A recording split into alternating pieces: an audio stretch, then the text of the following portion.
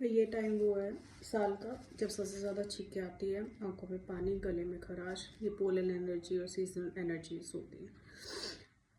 हाँ ठीक है, हमारे पास एलरिड है, सिट्राजिन है, बट सबसे ज़्यादा आराम जिससे साइड इफ़ेक्ट भी नहीं है वो मिलता है स्टीम से। तो रेगुलर स्टीम लें। मुझे भी ये एलर्जी की बहुत ज़्यादा प्रॉब्लम है, सबसे ज़्यादा रिलीफ आता है स्टीम लेने से। नेचुरल है, इसके कोई साइड इफ़ेक्ट नहीं है। अपनी स्टीम रेगुलर लें और ठीक रहे।